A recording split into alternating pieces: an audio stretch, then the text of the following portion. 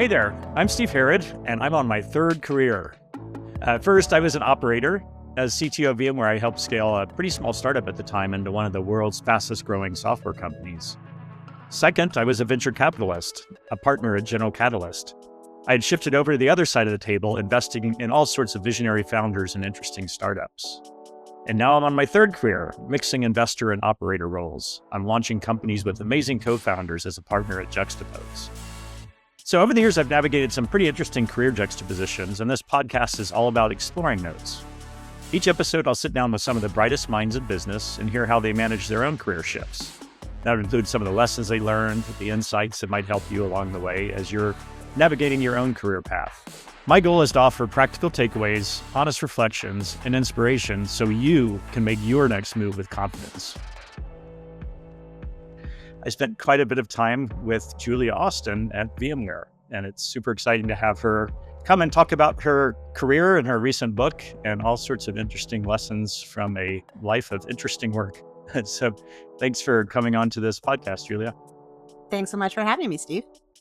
I was thinking back to when I first met Julia. It was I think it was in a Starbucks, or it was a coffee place in Cambridge, Massachusetts. I was running engineering for VMware, or a part of engineering, and we had this crazy idea to open an office in the Boston area. And I kept hearing about this woman who was running interesting work at Akamai, and sure enough, we met. It was a pretty interesting conversation. So that's sort of putting you in the middle of your career, and we're going to get back to that part in a little bit.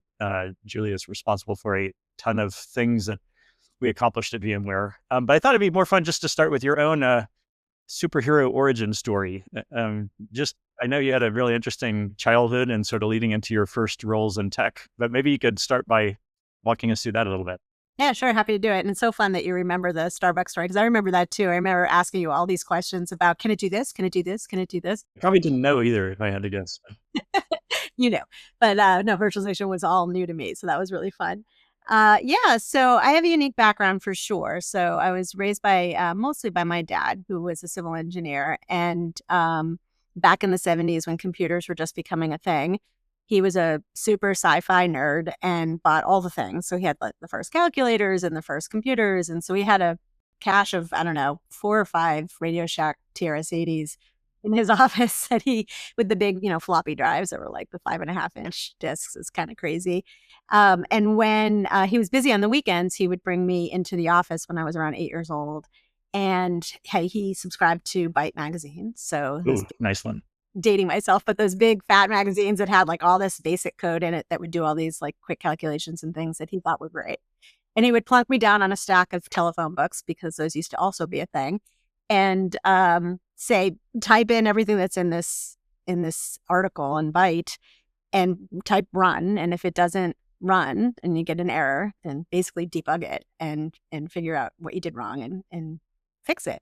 And at 8 years old, also a girl, I thought nothing. I was fun. My dad brought me to the office. It was cool. It was like a game to me to see if I could get things to run and work. I didn't know what he was using it for at the time. He really normalized for me this idea of being in front of technology and kind of playing with it and getting excited about it at 8 years old. So flash forward from there, I always had an interest in art, and I really wanted to go to art school. It was really what I wanted to do with my life, is be an artist, not famous artist, but just somebody who created things. And as a civil engineer, also growing up in the 80s, and I was looking at colleges, he was like, you're not going to be an artist. Like, you need to go to business school. That was very important to him. And it was mostly, and I learned a lot about it, was mostly about making sure I was going to be okay and being able to take care of myself and have an income. So I did go to college I had 5 different majors before I chose the one I wanted to do. And they were all they were done very strategically. I was at UMass Amherst, and I took courses or signed up for majors where they subscribed to the business school. So I was taking accounting and economics and all these courses, but I was also learning about nutrition or other things and just taking random majors to get the business classes without actually being in the business school, because I was very resistant to that for some reason. And then my junior year in college, I decided I really wanted to be an art major. So I said, I'm going to do that instead. So back then, and again, in the 80s, computer graphics, CAD, all of those things was programming. All of them. So there was no UI, there was no stylus, there was no way to actually do graphics. So I was coding, and I was in the computer lab writing basic code, making stick figures jump across screens. And really basic things. So at that point was when I realized like I really like tech. And again, it was the 80s. It was like before this was really like a thing. It was more like I just like playing with computers. They're really fun. And I've liked it since I was 8 years old. So I decided my first job after school was to work for a small trade association that was basically a startup. But again, in the 80s, there was no word startup, right? That wasn't a thing. But there was 5 people in an office. It was a nonprofit. They had written their own software for their members. It did like sales analysis and inventory tracking and those types of things. And I did everything there. I crawled around on the floor and plugged in Ethernet cables, and I did help desk support, and I flew on airplanes to train people at 22 years old on how to use the software. And that was it for me. I was like, this is like creating in a way that I hadn't thought about creating, and it was really fun. And Were you in Boston at the time, or where was this office? yeah, so it was in Wellesley, Massachusetts.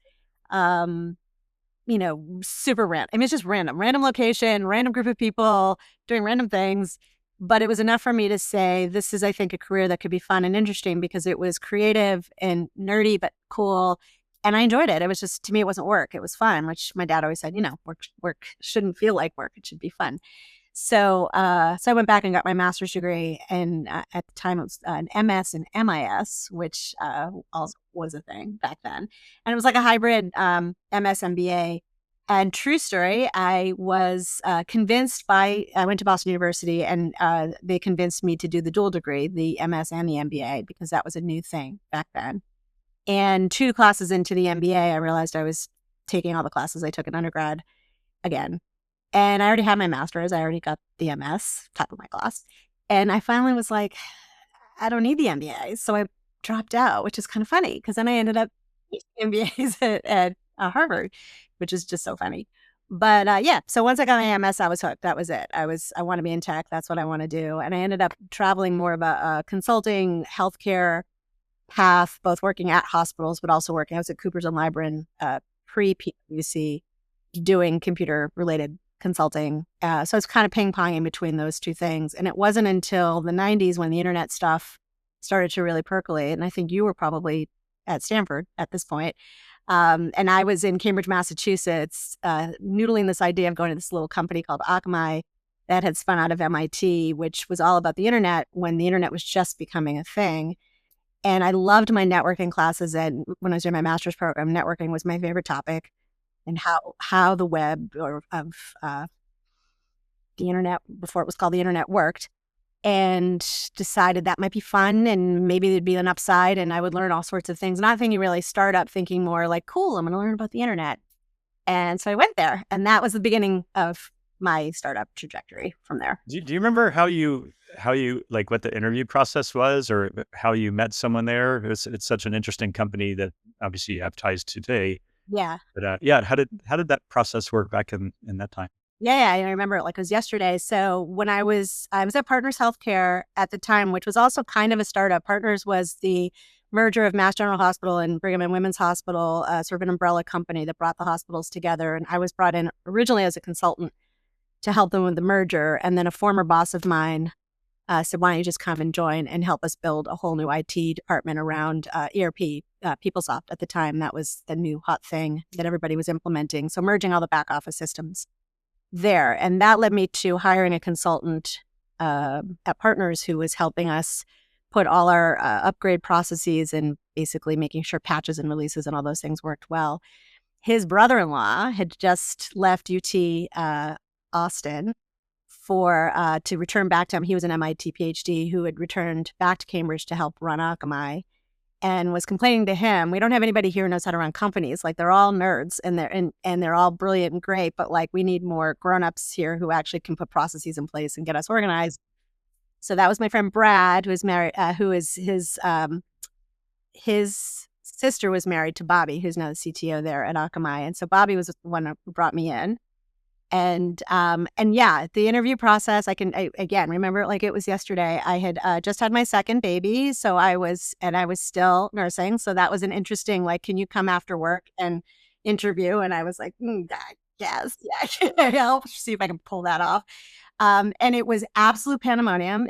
They were back then, companies were going public with only a few million in ARR. So they were around like 6 million in ARR, and they were gearing up to IPO, which is kind of insane to think about. But back then, that's what was happening. And it was Nerf guns and a lot of young people on like scooters and stepping over, I don't know, all sorts of Linux penguins that were everywhere. It was, I didn't even know what Linux was back then. And it was nuts. And I met with the then head of engineering, my friend Bruce, who had left CMU. He was also a professor at CMU, was one of the MIT mafia from the company, who was like winging it, running engineering. And I remember our conversation like yesterday because he said to me, we don't know what you would do here. We just heard you could help us get organized. And well, this internet thing, like, how do you guys actually put the software out there, like test it and make sure things don't break? And he's like, yeah, we don't really do that. We just kind of like put it out there. And if it doesn't work, we kind of roll it back and things break. And I said, you guys are going public like imminently, right? And your customers are like Microsoft and CNN and like really big back then, like only the really big companies had websites, right? So he said, yeah, can you help us with that? And I was like, sure, I can. Like make it a little bit more organized so you're not just crossing your fingers and hoping things work. So they hired me as a release manager, which was also hysterical because they had no idea what to call me or what that even meant. But they're like, we'll call you release manager. And then we went from there. And they literally thought I was going to create tarballs and like ship little bits of software out for them. And we have technical people who can do, I mean, I could do that, but like, how about we focus more on like getting organized before we go public? That might be a good idea. It's kind of interesting because, I mean, that's a theme throughout your whole world. And my experience with you too is going into very technical, super strong engineering cultures and sort of taming the chaos or or at least bring a little order without losing the technical chops that kind of got people in place. I can tell that's where it all started, it seems. Yeah, that's what's fun for me is definitely working with the ultra technical, amazing human beings who are building beautiful things, but just don't have all the interest or energy around just getting things organized. So I learn from them, they learn from me, and it works really well. And I think Akamai was in Kendall Square. Is that where that office was? That's right. Yeah, we had 6 different offices while I was there. We bounced all over Kendall. Yeah. Yeah. Well, I know a lot of your history there working with, again, that sort of brilliant company as it got going. You obviously went through some pretty sad and difficult things there too, through 9/11 and what happened there. Do you want to talk about that a little bit and what you saw and learned from that? Yeah, sure. And I talk about this in my book as well. You know, it was an interesting time. We were definitely in the upswing of the internet bubble, but also starting to see things were getting tough. Crazy story in 9/10, we had a big sort of come to Jesus meeting with all the founders and executive team until almost midnight with our founder, Danny, who's a CTO, who I was a VP of engineering at that point, and he and I worked very closely together. Was basically imparting a whole new vision for the business. It was kind of creepy when you think about it because it was like the night before. And we were there until like midnight. And we need to rethink our whole business model and how we're executing. We were talking about layoffs. There were a whole bunch of things that we were dealing with. It was brutal. And finally, close to midnight, we all said, like, time out. Like, we got to go home. Can we pick this up again tomorrow morning? And so we went home. And the next morning, obviously, all hell broke loose. And he was going to California. We actually asked him, like, don't go. This is more important. Like, stay here and like keep helping us. And he's like, you have this. And one of the big lessons I learned from this whole experience, or a lot of lessons, but one of them was he really had established this camaraderie and this clarity around the vision of the business and where we were going and had us so aligned as a team. And he was at the time, we're like, you can't go. But he was totally right. Like we were good. He put us exactly where we needed to be. And then we lost him on the first plane, and we didn't know that right away. So we were running the internet back then. And so it was a Tuesday morning and everyone was getting their news on the internet, and most of the news outlets were on our platforms. So it was literally, we were in the meeting resuming what we had started the night before. And one of my engineers came in and said, somebody hit the tower. We don't know all the story yet, but the internet's blowing up right now. And the crazy thing is, like, for us, we got paid on bursting. So we got a lot of revenue came from when extra use was happening on the network. So we were like, stop what we're doing. Everybody, man your stations. This is a big one. And it wasn't until much later that we started to puzzle the pieces together and realizing what was really happening. It was a really rough day.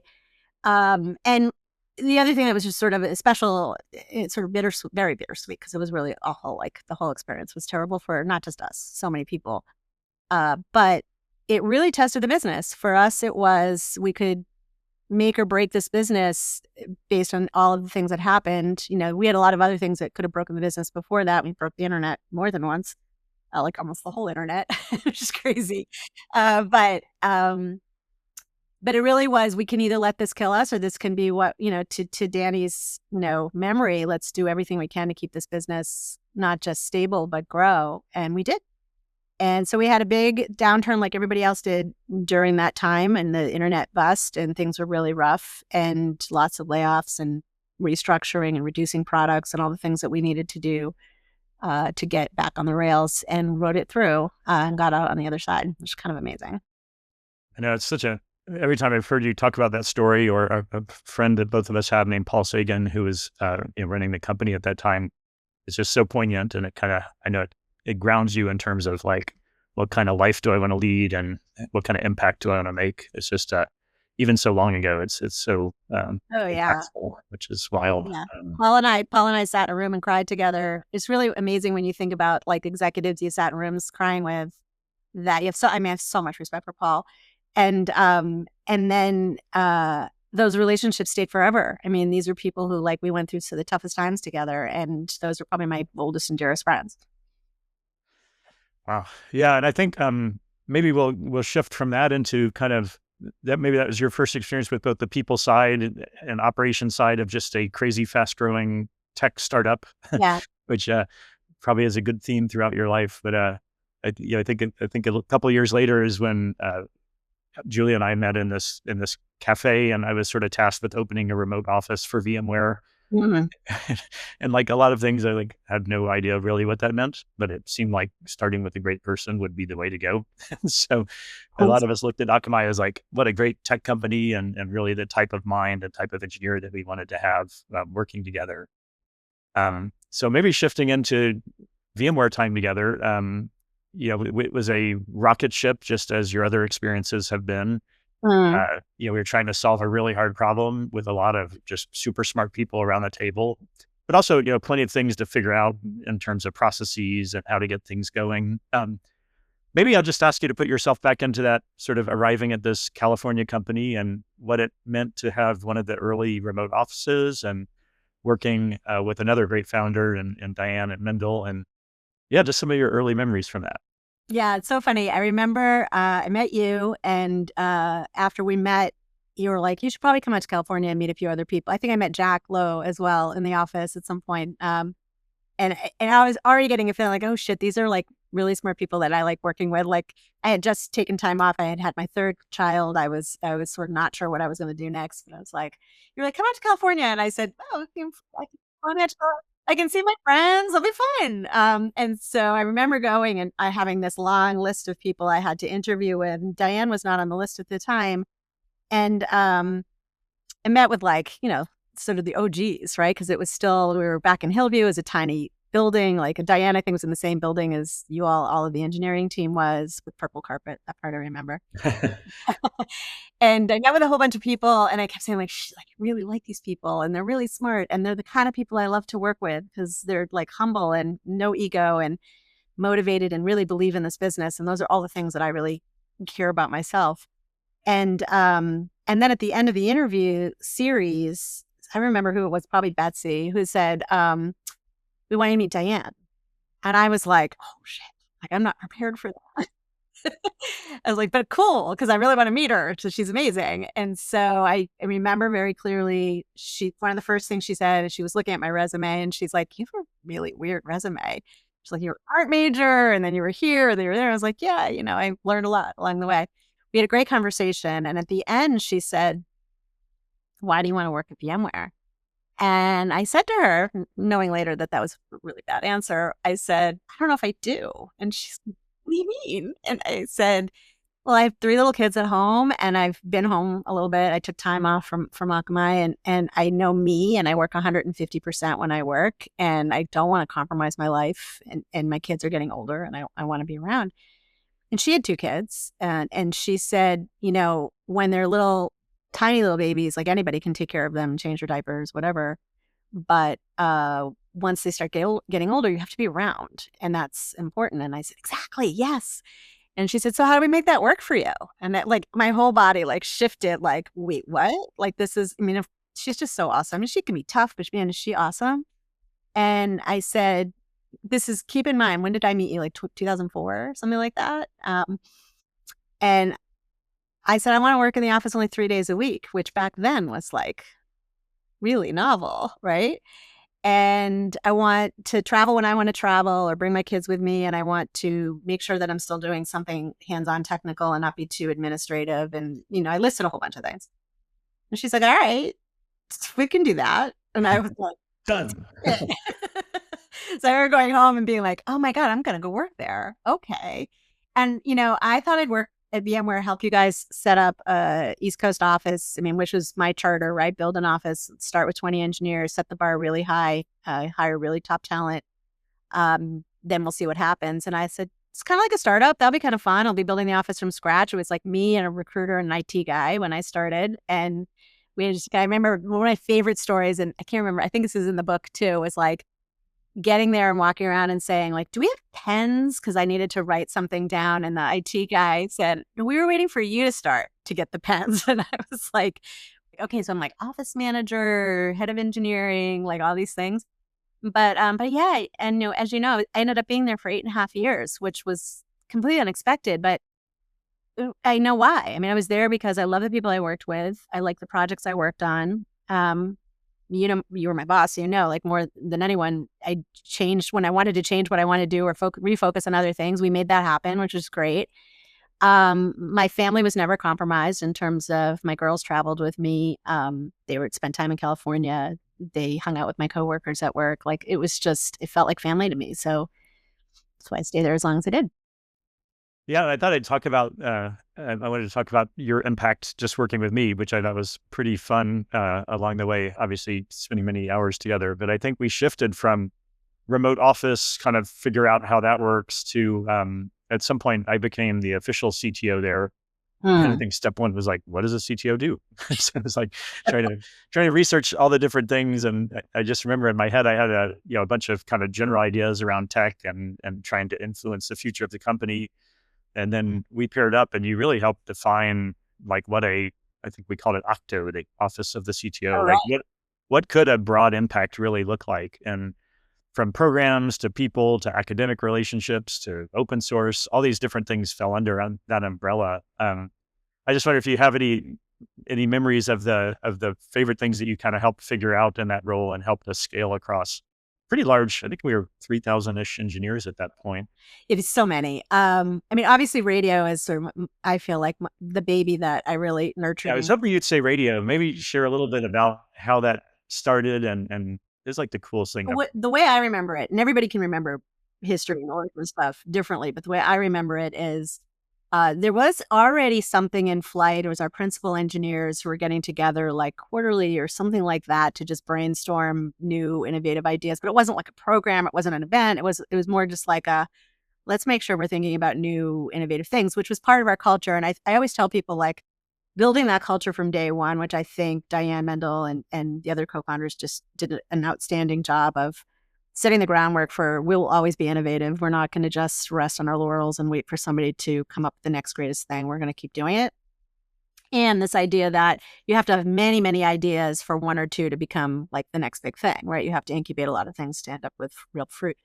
So I remember there was this idea with a few of us of like, what if we turn that into something that was more like an R&D day, half day thing? And we didn't even know what that was, but we kind of like went with it. And I will give Beng complete credit for the radio idea, because Beng Ha Lim, who went on to Google, and I can't remember where he went out beyond that, but the R&D Innovation Offsite.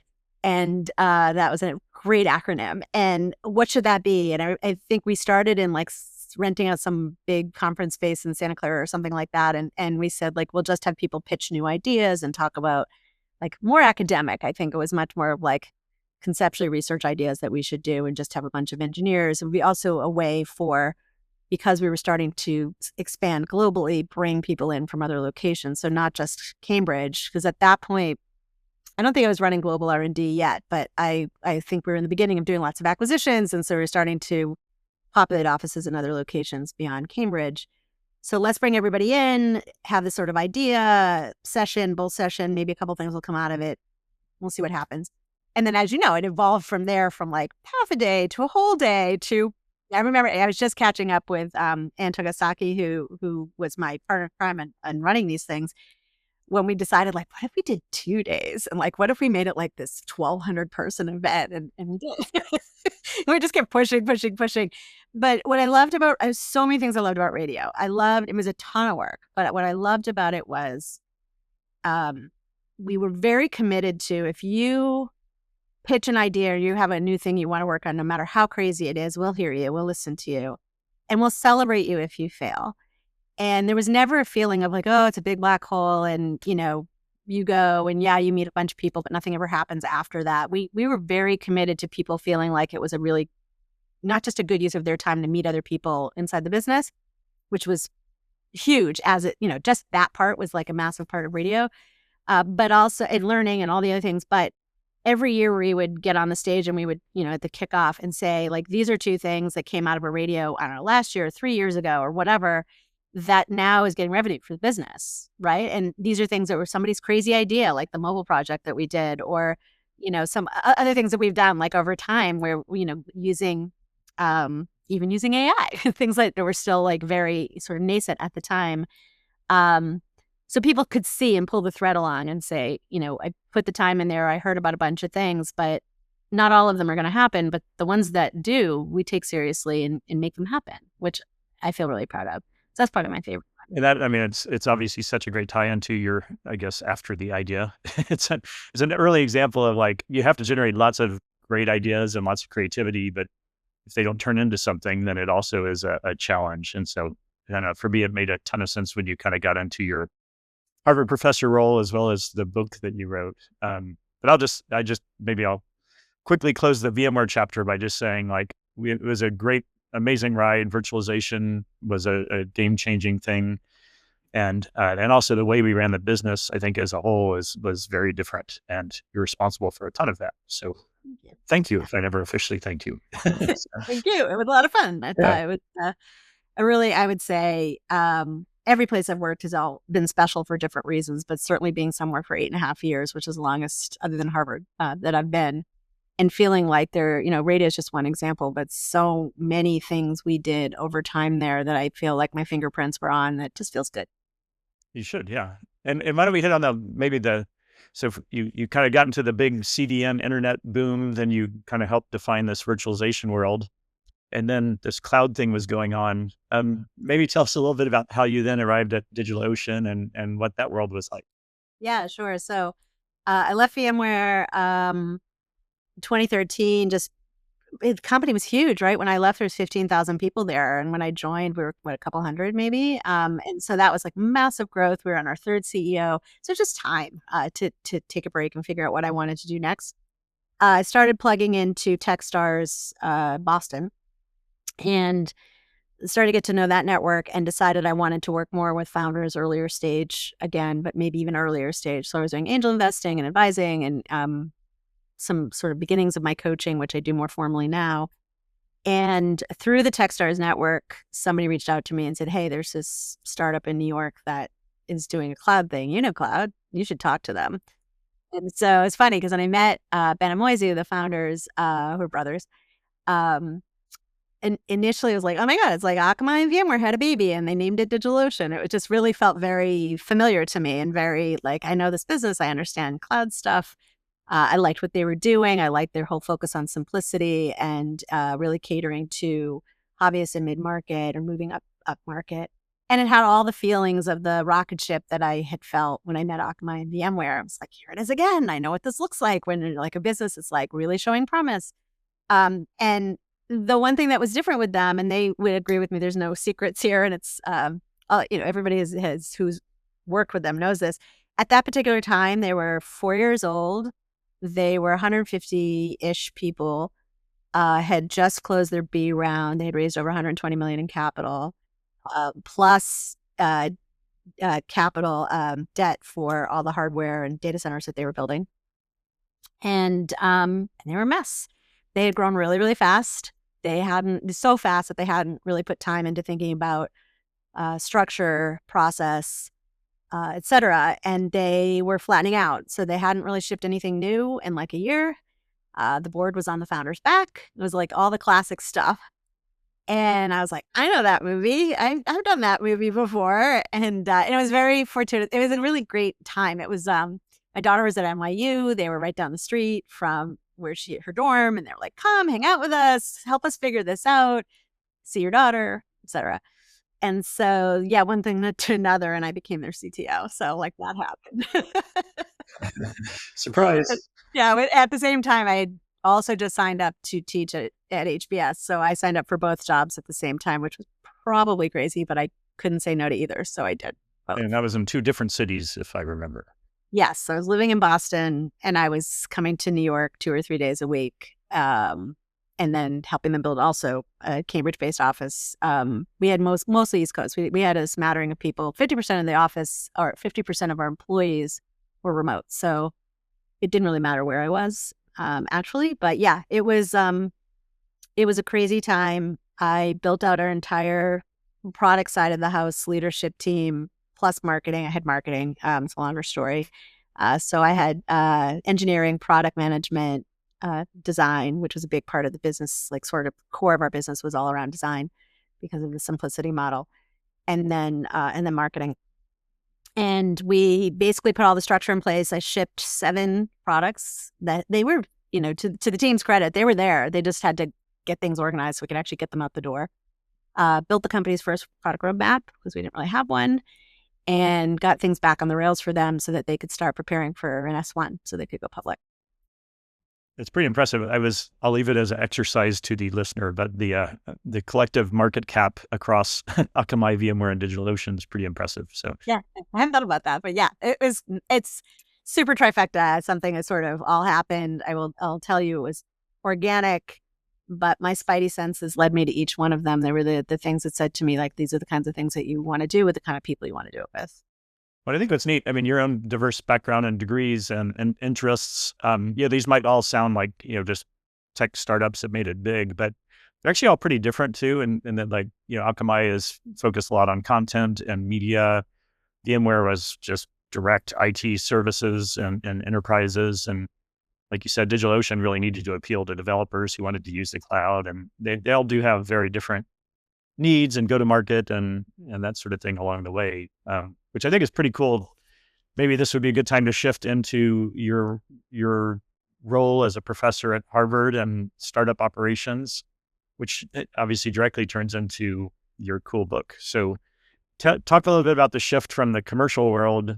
I know you're doing some overlap, but kind of tell me a bit about how you created this somewhat different class at Harvard and how it took off from there. Yeah, happy to. So like everything in my career, Harvard just kind of happened. Somebody needed a substitute for a class they were going to be a guest in, and I was their substitute, and it was a product course. And at the end of the product course, Tom Eisenman, who became my boss and my mentor and all the things, he said, you should be an EIR here and work with our students. You have a lot of relevant experience. They would really benefit from you. So it's like a volunteer job. I was like, okay, I'll do that. It's like a couple days a week of just hanging out with students and giving them advice and whatever.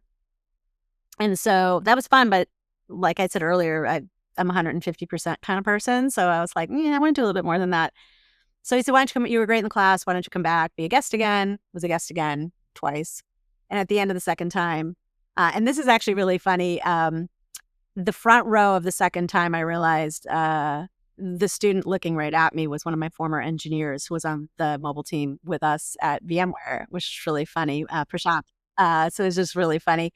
I helped him fill out his application to go to HBS. But anyway, so after the second guest spot, he said, you should just take over this class for me. It's like, what? Like, it wasn't on my bingo card. It wasn't something, I had been thinking someday I want to be a professor. So I did. And I joined and took over the course, and I ran the course for 4.5 years. Interestingly, though, and this is sort of leads me to my course that I ended up creating myself, is it was a product management course, but it was designed in the entrepreneurship unit. And the idea was we had a lot of students, product managers. I should say this the other way. Founders are usually the first product managers at a business. And so the thought for this course was, let's do product management by starting with ideation and working through to prototype. And you're going to either take the class because you're a founder and you have the idea, or you're a joiner who's going to join a startup, or be PM somewhere, either a big company or at a startup. And so it was very much project-based, very experiential, all things I love. My kids are all Montessori kids. So for me, anything experiential learning is the best way to go. So we built products in the class. And what ended up happening is, at the same time, Tom also started our startup boot camp, which was for first-year students. The product class was for second-year students. And so what was happening is the first-year students were starting to build things earlier than they used to. And they were starting to apply to my class in the second year, and they were too far along. They'd already ideated. They were already had beginnings of companies. And I started seeing more and more of this. To the school's credit, we were just doing more to help them be further along by their second year. So I, during COVID, I had taken a year off to get my coach's certification, which was like another master's. And I was talking to I was still an executive fellow, so I was still talking to students. And I'm like, our students are like building real things, and not just software, like CPG, like lots of things. And the course that I was teaching before was all software. So that was the other dilemma. I was like, there's all these students creating things that aren't just software.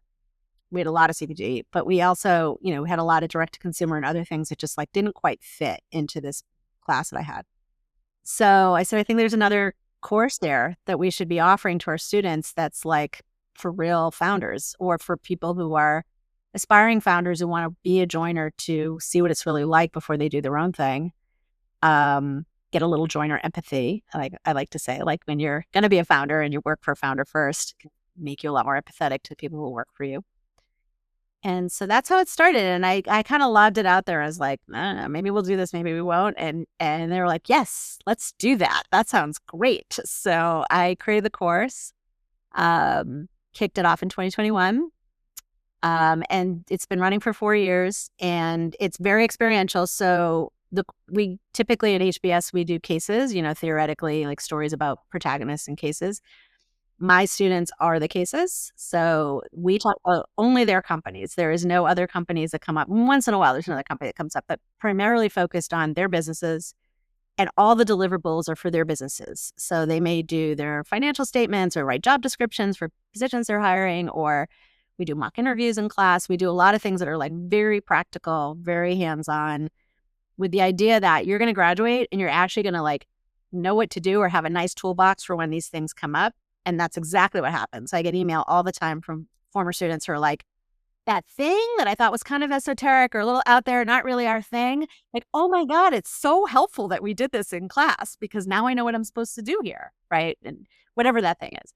So the number that I've been tracking right now, 81% of my former students who started businesses and incubated them in my course are still running. And I feel really good about that. So, and most of them have raised capital, but not all. Some are bootstrappers, and that's fine. That's not what I'm setting them up to do, is to necessarily raise. We do talk about it, but it's not the only mission for the class. I just want them to feel like you're ready to do this when you graduate, or a couple of years after you graduate, you're feeling a little bit more confident and equipped to do it. Yeah, if you follow Julia online, or if you sort of go to a book signing or something, it seems like at least every time I've seen something, there's at least one former student in the audience, obviously super thankful for the class, and they have their own anecdote of whether it works out or not, what they learned, which is pretty cool. It's great. So that led to the book, sort of segueing to that of a lot of, to your point, alumni who didn't get to take my class were often saying, God, I wish your class existed when I was at school. It probably wouldn't have made all the mistakes that I made, or maybe my startup wouldn't have failed. And I was also having a lot of people who were saying, I wish I could go to Harvard and take your class, right? Like, I wish it was more accessible to me. So I hadn't thought I was going to teach at Harvard. I also never thought I was going to write a book. But I got approached by my now agent who was like, why don't you have a book? I blog a lot. And she was like, I've been reading your blog. Harvard reposts a lot of my blog posts on a couple venues. She said, you've got the content, you've got the concept, you have a voice, you should just write a book. And so the more I thought about it, I was like, that's how I make my class accessible to people who are unable to go to Harvard or who already went and didn't take my class, is write a book. So the book is really structured similarly or very, very aligned with the syllabus for the course, but it's very readable and it's not a textbook by any means. I can second that. It's a great book. And tell people that, actually, I want to dive into two things. One is like, writing a book's not easy. And so one is like the process I want to go to, and the other is the content. But maybe just from this moment, you had your background in art and content creation and the writing side of things, but just maybe after the idea of writing a book, what would it like to go through the process of editing and re-editing and getting feedback from a publisher, and then now you're on a marketing kind of push, but compare that to kind of a startup. Yes, so many parallels. And it's fun. I joke with my editor that my next book will be after the book idea, because I wrote my book to sort of give everybody sort of see around corners of like what to expect if you're going to do a startup. And it definitely, there are a lot of gotchas that I just had no idea were the things that I would have to deal with. So the writing process, is interesting in itself. I have two authors in my family. And funny thing is I actually was sort of like less interested in writing because it was just there was a lot in my family around writing. But I was surprised to find I really enjoyed writing. So I would sit in my writer's chair. I have a chair that I found is like my most comfy spot to write. And I could literally go 5 or 6 hours, not exaggerating, without moving from that chair and realizing like, oh my God, I haven't used the bathroom. I haven't eaten. I haven't done anything. I've just been writing. Like, crap, that's a lot. But let's say, and it was great because I was getting like all this out. And they say that's a good problem to have because I was way over my word cap. So the first thing you find out is you have a word cap. And they're like, do you think you can do around like 45, 50,000 words? And you're like, I don't know what that is, but sure, I guess. I have no idea what a 45,000 word book is, but okay. And I had written a proposal that was basically like an outline of the book. So I kind of knew what the book would be structured like when it was acquired by the publisher. So just going through that process was interesting and sort of parallels to founders. You write a proposal, you have the choice of writing the whole manuscript or the proposal. And we went the proposal route. And then your agent shops it for you, which in a way I wish founders could have someone do that for them because it's like writing a pitch deck. It's 80 pages, but you include your marketing and how many followers do you have and who's going to blurb for you. And like, you have to really make it compelling and like why you should be so, lucky to publish a book. And then the agent shops it around and like gets the deals and lines everything up for you. So like you just sit and wait, which is kind of crazy. And then one day you do some interviews and one day you get a call from your agent. It's like, I just sold your book. You're like, oh my God. That's like crazy. And then you're like, shit, now I have to write it. Publishing takes 2 years, which no one tells you. And so when doing it, like I didn't realize it was going to take 2 years. So it was very waterfall in the engineering parlance. So there's no agile going on. It's go off and write for 9 months-ish. We're not going to invest any time in like marketing or book design, like cover design or anything until we actually see your manuscript, because apparently a lot of authors flake. So they don't want to like invest anything until they like get it from you. And they also have a lot of other books in the queue. There's a lot of things that are going on in the publishing world, editors quitting, merging of imprints, all these things that were happening in the middle of my whole book process, which I won't get into, but it made it especially challenging.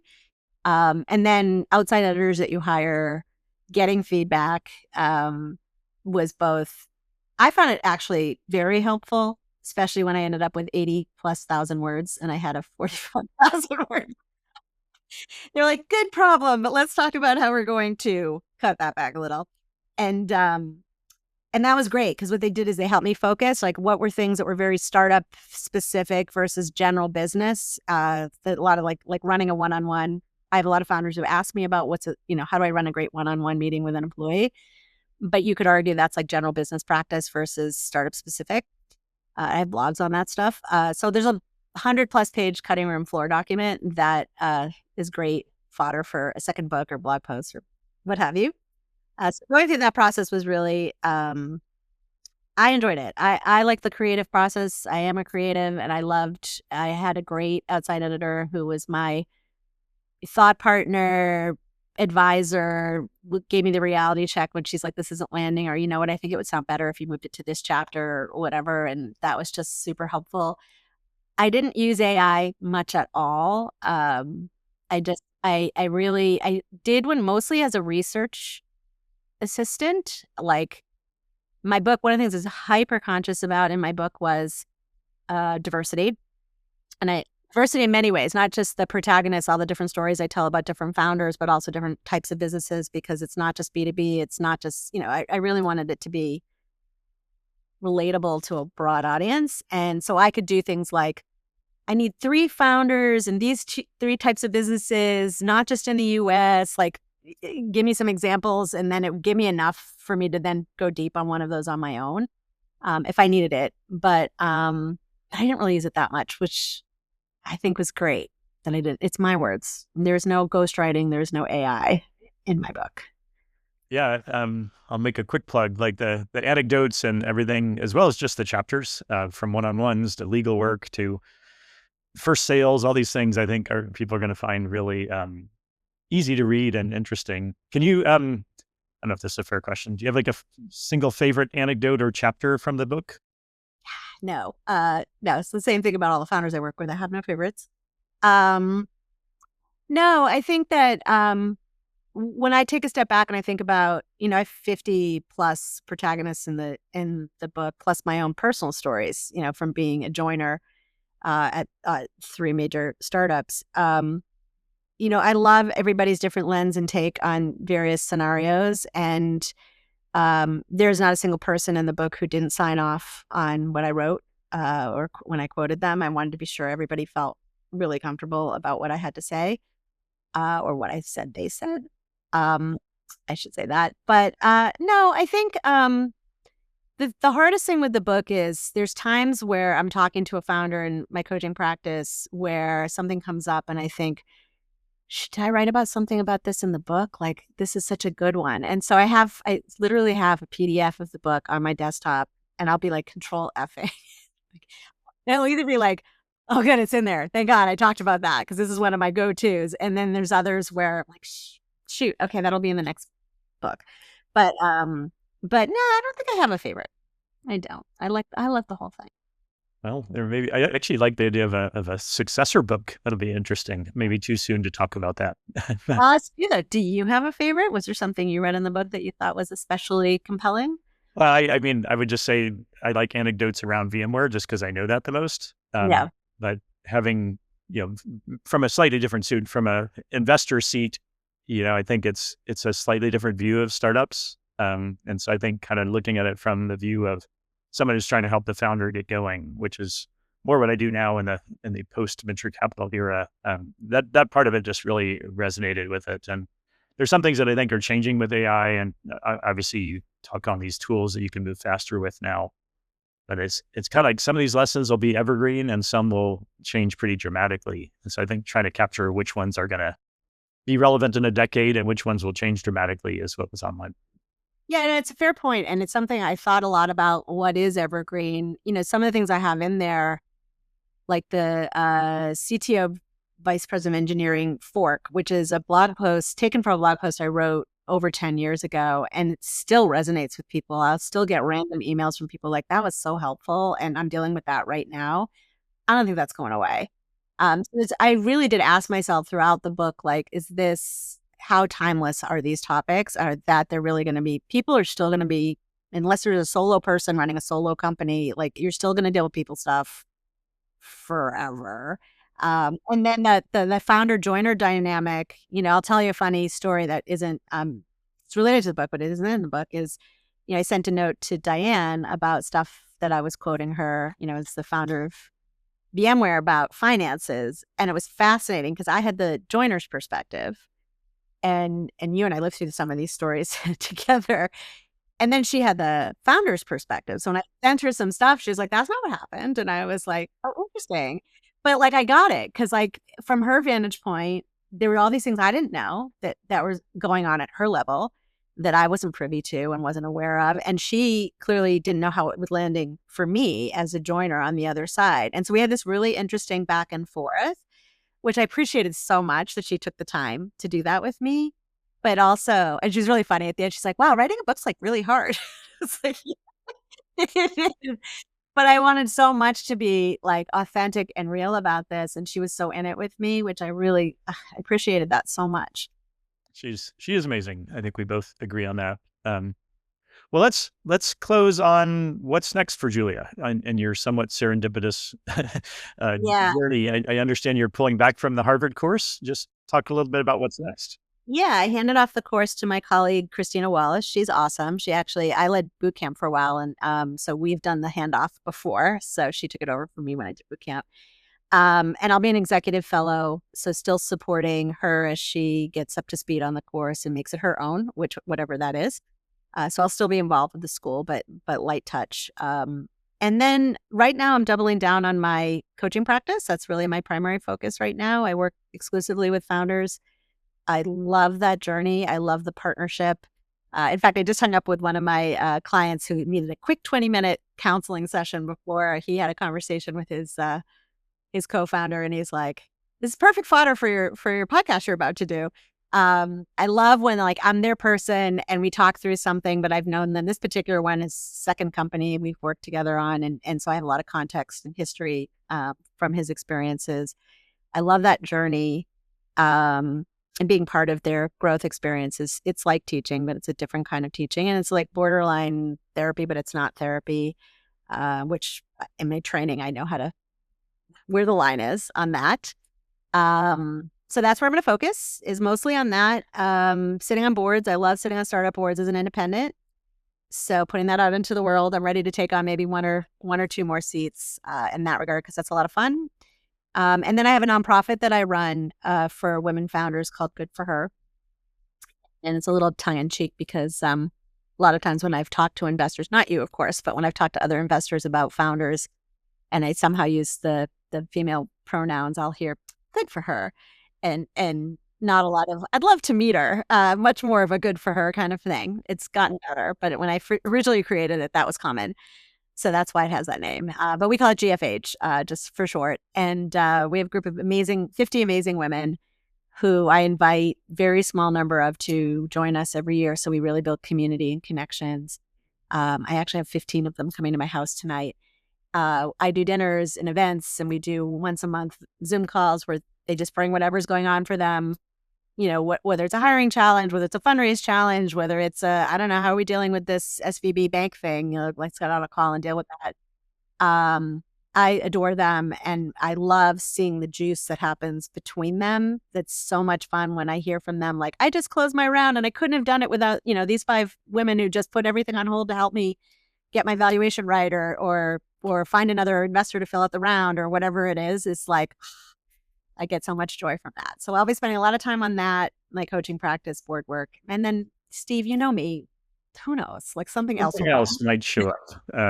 I've always said, like, I'm never saying never again, because when I said that before I went to DigitalOcean, and then it happened again, and I was like, okay, I guess I'm doing this again. So I don't know. I'm still young. We'll figure it out. Well, I'm sure there will be millions and millions of listeners to this podcast. Oh, yes. If someone wants to get in touch with you for either a board role, maybe, or or obviously from executive coaching, do you just like people to reach out to on LinkedIn or something, or what would you like? LinkedIn is great, or you can also go to my book's website, aftertheideabook.com, and there's a contact me form there. All right. Well, I plan to point several people your direction as well. Appreciate it.